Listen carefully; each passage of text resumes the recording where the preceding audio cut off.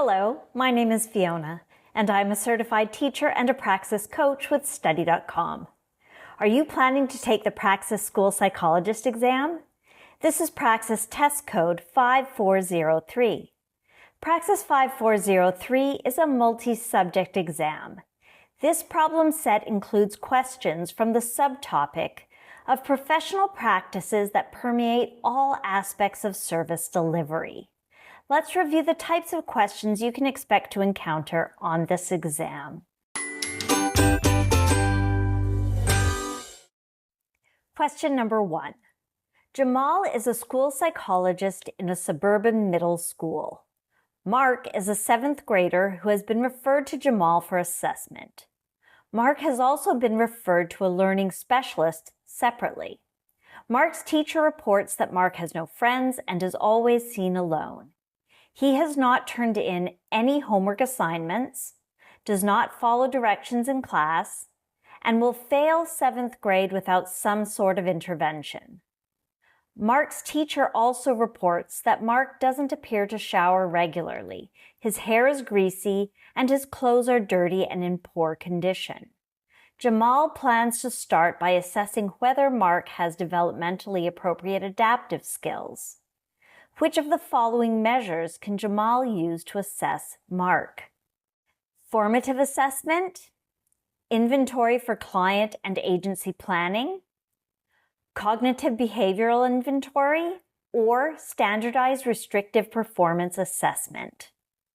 Formative assessment is typically used to monitor student learning to provide ongoing feedback and improve teaching.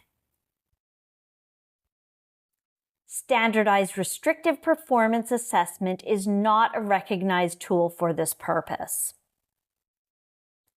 Cognitive behavioral inventory focuses on cognitive and behavioral aspects, which might not be directly related to adaptive skills. The correct answer, therefore, is inventory for client and agency planning, which is designed to assess adaptive behavior and skills. Question number 2. Students were instructed to memorize 20 unfamiliar words in any way they liked. Which of the following students is most likely to recall most of the words after a month? A student who memorized the words' exact order by using a mnemonic. A student who used different fonts to have a picture of the words in their mind. A student who used a rhyme scheme to memorize the 20 words, or a student who looked for the definitions of each word. The first two options are not likely to help a student recall the words after a month. Mnemonics help in the short term, and using different fonts creates a visual association, but not a deep understanding. A student who used a rhyme scheme to memorize the 20 words might improve recall through patterns, but this is also more short-term. The correct answer here is a student who looked for the definitions of each word because understanding the meaning aids long-term retention. Question number 3. 2 students have been engaged in almost constant conflict with one another in Mr. Hawkins' class this year. Mr. Hawkins has tried moving desks and involving parents, but nothing has worked. Mr. Hawkins decides to meet with the students separately to see if they can find a way to solve the problem. Mr. Hawkins uses a problem-solving technique where each student identifies what they are willing to give and what they need to end the conflicts, while Mr. Hawkins documents and categorizes these needs. Which option below is the best description of the document Mr. Hawkins creates? Want, will, won't list, brainstorm word cloud, pros and cons list, or common ground Venn diagram? A brainstorm word cloud is typically used to generate and visualize ideas, while a pros and cons list is used to weigh the benefits and drawbacks of a decision. Common ground Venn diagram is also not suitable as it visually represents shared and differing interests, but does not categorize specific needs and willing concessions.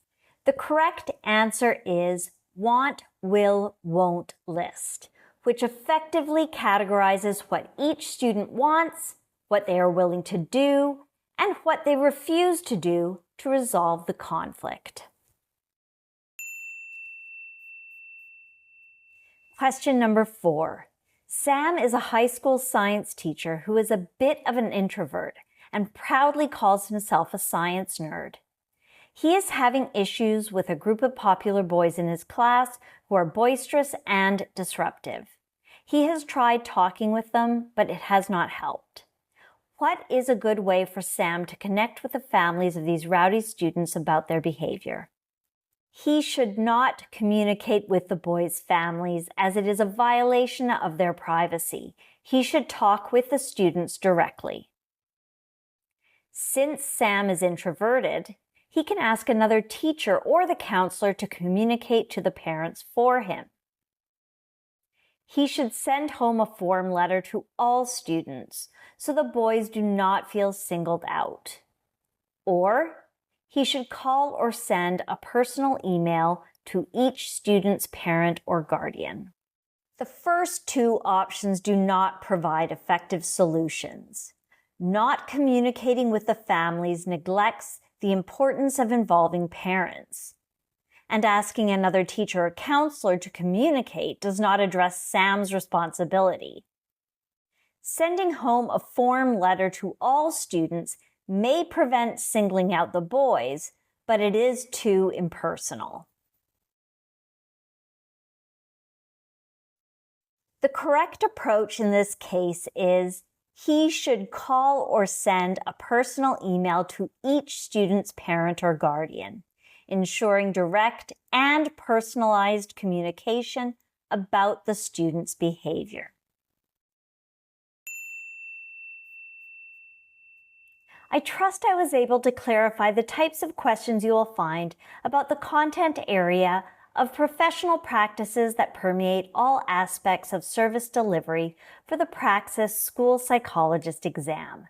Please remember to like and subscribe to this channel so that with Study.com's help, you will feel well equipped and well prepared for exam day. Bye for now.